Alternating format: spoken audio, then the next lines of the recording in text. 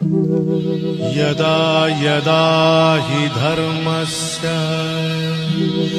ग्लानिर्भवति भारत अभ्युत्थानमधर्मस्य तदात्मानं सृजाम्यहम् परित्राणाय साधूनां विनाशाय च दुष्कृतां धर्म संस्थापनार्थाय